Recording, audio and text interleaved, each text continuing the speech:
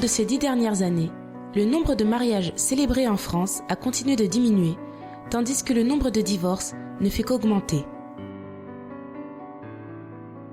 On commençait à ne pas se parler, à se fâcher. Il commençait à ne pas payer ses factures. À un moment donné, 5 ans, 10 ans, c'était trop. Après avoir vécu la souffrance dans son mariage pendant plus de 10 ans, au bord du divorce, c'est au centre d'accueil que Madame Françoise a su restaurer son mariage. Mon mari, c'était quelqu'un, au début de notre mariage, il était quelqu'un de bien, de gentil, d'intentionné. Mais à partir de 2 ou 3 ans après, mon mari il a commencé à faire n'importe quoi. Parce que c'était quelqu'un qui jouait dans les tabacs, qui allait dans les tabacs.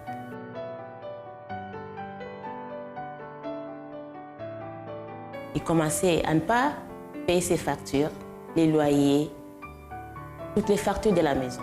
On commençait à se fâcher, on commençait à ne pas se parler. Quand j'apprenais les dégâts qu'il faisait, je l'aidais toujours à payer les factures. À un moment donné, 5 ans, 10 ans, c'était trop. Je me suis dit, ce n'était pas une bonne vie et je ne pouvais pas continuer avec lui. Mais quand j'avais pris cette décision-là, j'ai commencé à imaginer de les quitter. À ce moment-là, on a trouvé quelqu'un qui nous a donné une revue, Centre d'accueil universel. Et par curiosité, on s'est dit, comme dans notre vie, il n'y a rien qui marchait, il fallait qu'on aille dans la présence des dieux. On est venus tous les deux dans la présence des dieux. On a commencé à écouter la parole. Le serviteur nous a dit, qu'est-ce qu'il fallait faire? Faire les chaînes de prière. On a commencé par cela. Tous les jours, on venait. Mais mon mari, malgré cela, il continuait toujours à aller dans les tabacs. Alors, j'ai demandé au Seigneur qu'il transforme mon mari. Parce que je voulais que c'est cet homme-là qui soit une autre personne. Je l'ai invité. Je l'ai invité juste à la recherche du Saint-Esprit. À un moment donné, il a hésité, mais après, il est venu. Et ces jours-là, Dieu, il a opéré. Et à partir de là, j'ai trouvé que Dieu, il avait fait un miracle. Il a transformé complètement mon mari. Et aujourd'hui, on parle. Parce qu'avant, il ne parlait pas. Il ne vole plus. Il ne vole plus les chèques. Quand il a besoin de quelque chose, il me demande. Et maintenant, c'est lui qui fait tout. Parce qu'avant, c'est moi qui faisais tout. Qui payait les dettes, qui faisait des courses. Maintenant, c'est lui qui paye les dettes, malgré que je l'aide un peu. C'est lui qui fait des courses, c'est lui qui fait tout. C'est fini. Il ne joue plus au tiercé. C'est fini. C'est fini ces trucs-là. Et lui, aujourd'hui, c'est quelqu'un de complètement transformé. C'est un père de famille. Maintenant, mon mariage, je peux dire que mon mariage est béni. Bonjour à tous, soyez bienvenus à cette émission France en direct. La pire chose qui peut se passer dans la vie d'un être humain, c'est perdre la confiance en lui-même. Une personne qui perd la confiance, elle devient faible. Et ça se passe à cause de problèmes de famille, d'une frustration sentimentale, professionnelle ou d'autres. Mais nous sommes ici pour vous dire que nous ne pouvons pas permettre qu'un problème puisse faire que nous perdons la confiance en nous. Peut-être, vous qui écoutez cette émission, vous qui êtes en train de suivre cette émission, vous êtes quelqu'un qui passe por une situation comme ça. C'est vrai. Après une frustration dans mon mariage, dans la vie sentimentale, professionnelle ou d'autres, j'ai perdu la confiance en moi-même. Nous sommes là pour vous dire que le centre d'accueil a déjà aidé beaucoup de personnes qui arrivent avec des problèmes comme ça, des personnes qui ont changé complètement, transformé. Vous savez que c'est possible la transformation et cette transformation doit se passer au-dedans de nous. Parce que s'il existe ces conflits au-dedans de nous, c'est impossible. Et le centre d'accueil a déjà aidé beaucoup de personnes. Nous allons maintenant écouter le témoignage d'une personne qui est arrivée au centre d'accueil avec ce type de problème. Je peux dire, j'étais une femme inquiète. Et je commence à perdre confiance en moi. Je n'avais plus de confiance. Avant, j'étais une femme forte, je veux me battre, mais arrivé à un certain moment, c'est comme tout s'écroulait autour de moi. Donc, je commence à perdre confiance en moi. Je suis une femme inquiète par rapport à moi-même, à ma vie spirituelle et à la vie de mes enfants, parce que je voulais les élever selon la voie de Dieu, mais je vois que non, je ne pouvais plus. Ce sont les problèmes de la vie, et particulièrement, on peut dire, par rapport à la vie de couple, ou bien la vie sentimentale. Donc, ce qui fait que, bon, je commence à perdre confiance en moi. Et mes enfants étaient colériques, tu vois. Ils ont de caractère. Donc, ce que je disais, c'est comme ça ne passait pas. Donc, s'ils s'énervent, particulièrement la grande, elle peut prendre même une chaise et jeter, claquer la porte. Un jour, elle a donné un coup à la porte de la cuisine et c'était cassé. Donc, tout ça, je commence à avoir, je peux dire peur. Je me suis inquiète, mais la peur, il y a la peur qui est là. Comment je vais faire? Au niveau de la santé, j'étais quelqu'un de très, très fragile. J'étais tout le temps malade. Aujourd'hui, c'est la tête, demain, le ventre, le pied. Donc, et puis par rapport aux problèmes aussi, on devient plus fragile. Donc, j'ai développé la tendinite. Ce qui fait que pendant 2 ans, je souffrais. Je ne pouvais même pas soulever mon bras droit. Donc, je souffrais. Même si je dors, ça fait très, très, très, très mal. Je priais quand même, mais il y a, on peut dire, le vide. Il y a un vide qui est là. Je peux dire, je m'éloignais de Dieu. Je vois comme si je m'éloignais de Dieu parce que je peux dire en 1990, j'ai décidé de prendre ma vie spirituelle en main, d'être quelqu'un de Dieu. Et quand je suis arrivée en France, après 5 ans, je commence à perdre cette foi-là. C'est comme la lumière qui était en moi, ça s'éteignait. Donc, je faisais les choses, on peut dire, par mes propres forces. C'est comme Dieu n'est plus là. Mais à l'intérieur de moi, je voulais être près de Dieu. Donc, c'est ça qui a fait que ce vide-là, je m'éloignais de Dieu. Venez visiter notre page Facebook CAU France. Vous y retrouverez des articles de motivation, les dates de nos événements, tous les liens utiles pour votre développement personnel.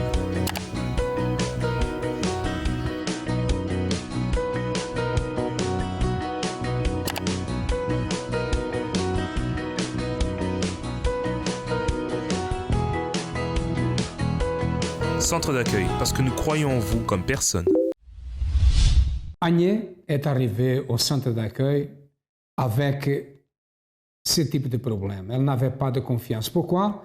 Parce qu'elle avait des échecs dans la vie sentimentale, elle se sentait faible, elle est devenue malade, elle avait la peur même de ses enfants qui devenaient agressifs. Et quand c'est comme ça, c'est comme si la personne est emprisonnée. Et c'est vrai que c'est une prison. C'est comme un esclavage. La personne est esclave d'une force qu'elle ne peut pas dominer. Et quand je parle d'une force, je vous le dis que c'est une force spirituelle du mal. C'est ça. Vous savez qu'il y a un monde invisible, un monde que nous ne pouvons pas voir, mais qu'il y a beaucoup beaucoup d'esprits, de forces du mal qui agissent sur la vie des êtres humains. Et la seule solution, c'est une thérapie spirituelle. Regardez ce qui s'est passé après qu'elle a connu le centre d'accueil. Oui, quand je suis arrivée un samedi. Elle m'a invitée à un événement qui s'appelait la reconnaissance. Quand je suis arrivée, j'ai écouté le message et les témoignages. Et on nous a accueillis. Donc, d'un seul coup, j'étais séduite.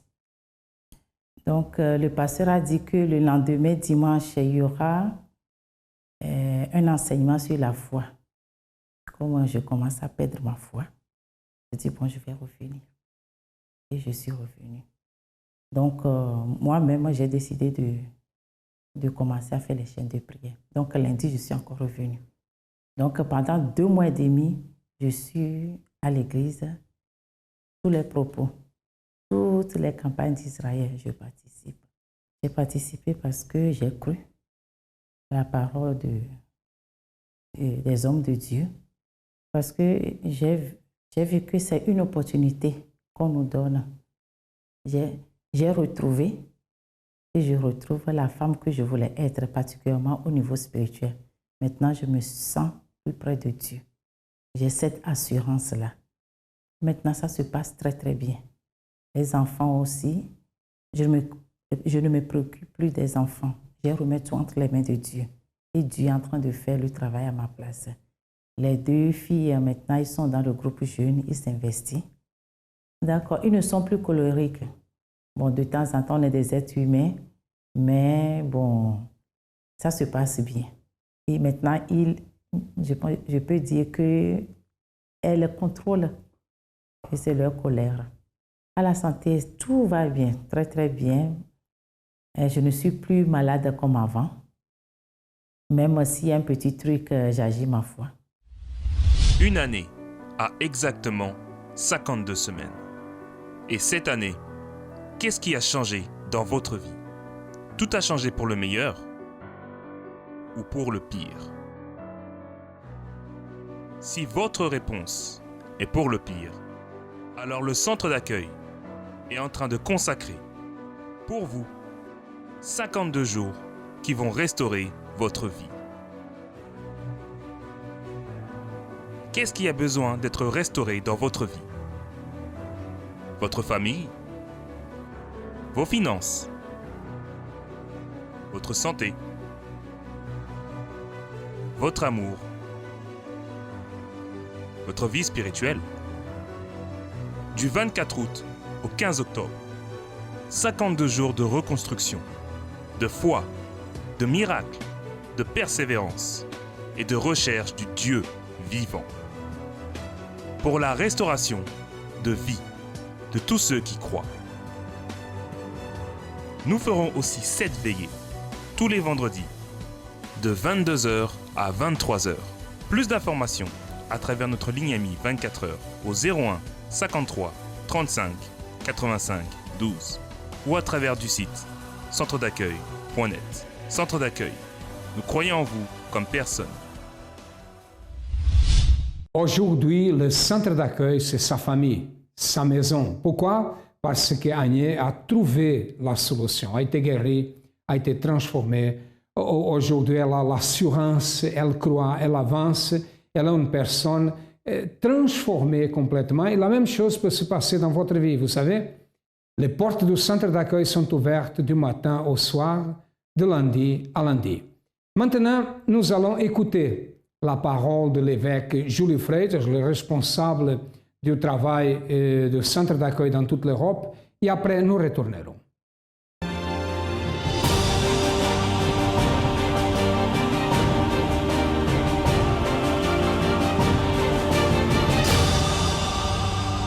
De la ruine au succès, 152 enseignements pratiques, efficaces et intelligents. 152 jours de reconstruction. Et la 34e pierre pour que vous sortiez de la ruine, c'est sauver. Accompagnez avec moi le texte sacré dans le livre d'Actes des Apôtres, chapitre 2, verset 21. Lorsque le Saint-Esprit affirme « Alors quiconque invoquera le nom du Seigneur sera sauvé ». Ce n'est pas une demande d'aide vide sans que la réponse arrive. Non. C'est ceci, ce qui arrive dans ce monde physique injuste où nous vivons. Lorsque nous crions à l'aide à un Dieu qu'on ne connaît même pas, duquel on a seulement entendu parler, au sujet de qui on a créé une image d'éloignement et punition, que sont les dieux des religions.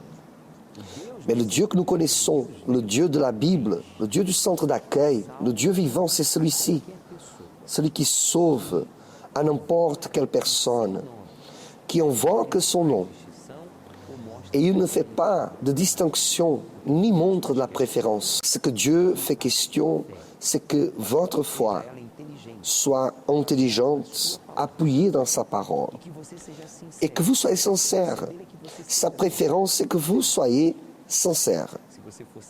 Si vous êtes sincère et vous utilisez votre foi, comme dit le texte sacré, alors vous allez l'invoquer indépendamment de votre passé, indépendamment de vos erreurs nombreuses, indépendamment que vous étiez une personne avec renommée ou inconnue de tout le monde.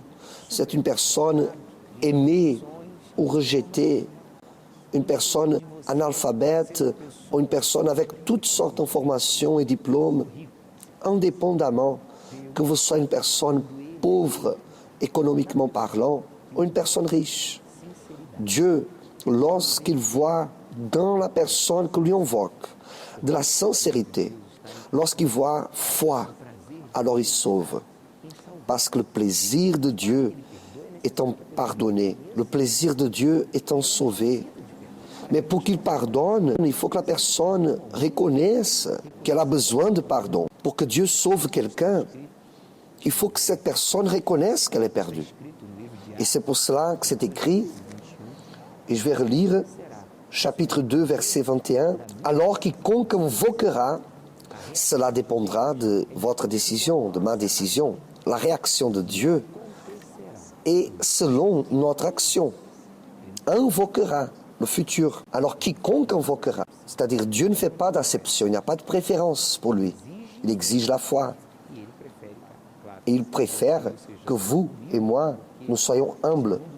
Car selon le Seigneur Jésus, Dieu cherche les humbles. Alors quiconque invoquera le nom du Seigneur sera sauvé. Le nom du Seigneur Jésus a reçu tout le pouvoir, toute autorité dans les cieux, dans la terre et sous la terre. En d'autres mots, le nom du Seigneur Jésus, qui est le nom du seul puissant et vivant Dieu, inconnu et méprisé par la plupart des êtres humains, c'est le Dieu vivant. Il a l'autorité dans les cieux.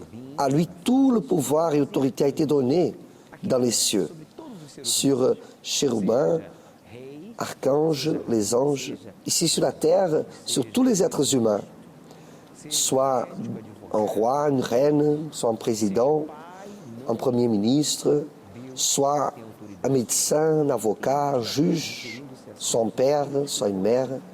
Dieu a l'autorité sur tous. Et sur la terre, quand on se réfère aux esprits qui ont été condamnés, qui ont été vaincus, car malheureusement sont rebellés contre Dieu. Et Dieu a créé l'enfer pas pour l'être humain, jamais, car Dieu a créé l'être humain à son image et à sa ressemblance. Dieu a fait l'être humain pour habiter avec lui pour toute l'éternité. Mais Dieu respecte le libre arbitre qu'il nous a accordé.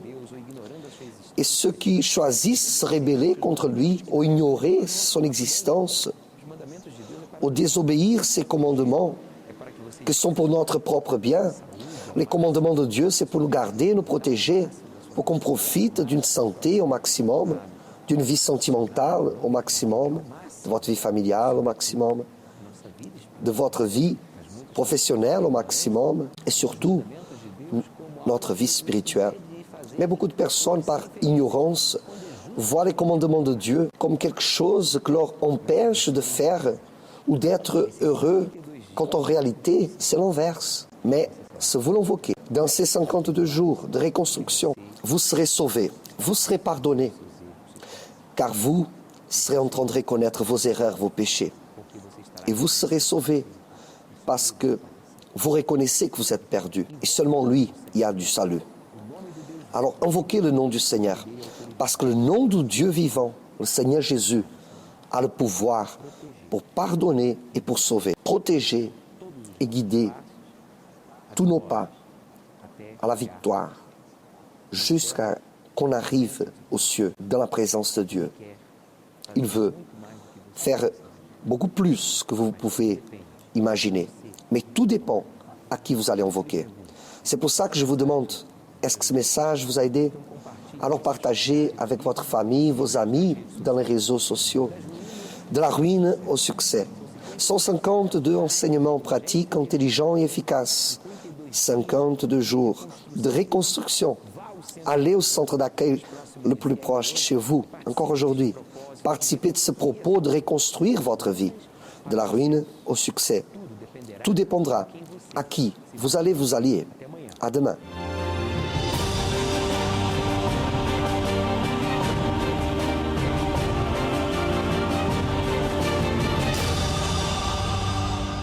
Bon, n'oubliez pas que nous sommes dans la reconstruction de votre vie dans tous les aspects, votre vie sentimentale, votre vie financière, familiale, la santé.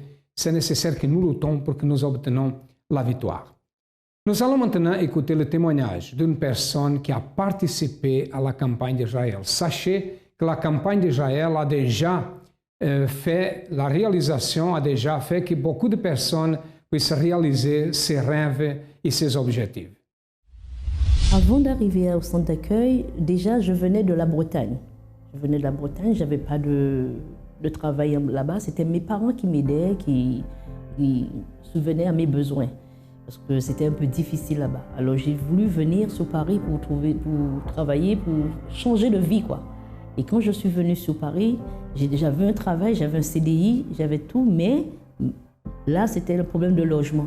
Je me suis retrouvée sans rien, j'avais pas de paix, je ne savais pas comment changer ma vie, comment trouver un appartement. J'ai un CDI, j'ai les papiers, j'ai tout, mais il y avait un blocage totalement. J'étais chez la famille, mais je faisais de famille en famille, des amis et tout ça, et puis un jour, je dis que ça ne va pas continuer comme ça, il faut que je trouve un logement. Jusqu'à temps, je me suis retrouvée à dormir dans ma voiture où je travaillais. La société m'a prêté une voiture. Et c'est dans cette voiture-là que je dormais. C'était vraiment difficile. Moi-même, je me demande comment j'ai fait pour dormir dans une voiture. Parce que c'était difficile. Je ne savais pas, je travaillais la nuit et je venais parfois à l'église. Et l'après-midi, j'allais dormir dans la voiture voilà. Je ne parlais pas trop aux gens parce que j'avais tellement honte, j'avais la honte. Pour moi, c'était l'humiliation de dire aux gens que vous dormez dans une voiture. C'était humilié, j'étais humiliée. J'étais stressée, je ne savais pas comment commencer, comment ça allait finir, je ne savais pas quoi faire. Et jusqu'au jour où j'ai rencontré une amie qui m'a parlé d'un centre d'accueil. J'ai expliqué mon cas, elle m'a dit, j'ai un endroit, je vais t'emmener et Dieu va changer ta vie. Elle m'a dit, ça va changer ta vie. Je suis venue un dimanche avec elle. Et puis quand je suis venue, j'ai trouvé que tout le monde était joyeux, J'ai trouvé comme si c'était un endroit que je devais être. Et à ce moment-là, j'ai commencé à faire des prières, j'ai prié, j'ai dit il faut que je revienne. Je suis revenue parce que tous les jours, tous les matins, je venais. Et j'ai fait des vœux, des propos, tout ce qu'on bâchait, je faisais. Et par la suite, quand ils ont prononcé la campagne d'Israël, quand je l'ai fait, j'ai dit non, c'est le tout contre le tout de Dieu. Et c'est à ce moment-là que Dieu m'a béni. Quand j'ai fait mon tout, franchement, le dernier jour de la campagne, je ne savais pas où dormir. J'ai pris la voiture, j'ai été devant l'église. J'ai dit Seigneur, aujourd'hui, c'était le dernier jour de campagne. Ce que j'ai demandé à Dieu, Dieu m'a donné, c'est mon appartement, pas loin de l'église en plus. Et la voiture, j'ai remis la voiture et maintenant, moi, j'ai ma nouvelle voiture. Maintenant, j'ai une Audi A3. Et Dieu a fait beaucoup de choses dans ma vie. Dieu m'a restauré ma vie. Jusqu'à maintenant, toutes les campagnes que j'ai faites, je vois des bénédictions. Ma famille qui ne voulait pas croire en ma foi, ils me rejetaient. Maintenant, tout le monde, il dit que j'ai changé, je suis une autre personne. Et ils sont fiers de moi. La situation a changé. Mais pour que la situation change, c'est nécessaire que nous prenions une décision, que nous changeons de voie, parce que c'est nécessaire que nous reconnaissons que la voie que nous suivons n'est pas la bonne, que la porte que nous frappons n'est pas la bonne. Le centre d'accueil a été la bonne porte pour ceux qui arrivent et pour ceux qui croient. Et c'est à vous de décider. Nous sommes situés au 254 de rue du Faubourg Saint-Martin, au 10e arrondissement à Paris. Nous avons d'autres centres d'accueil. Comme vous avez déjà vu, les adresses passent dans votre ordinateur. Vous avez aussi un numéro de téléphone. Vous avez une adresse email. Qu'est-ce que vous devez faire? Un conseil? Je vous conseille. Prenez une décision. Si vous avez besoin de notre aide, nous sommes là pour vous aider. À demain, et que Dieu vous bénisse à tous abondamment.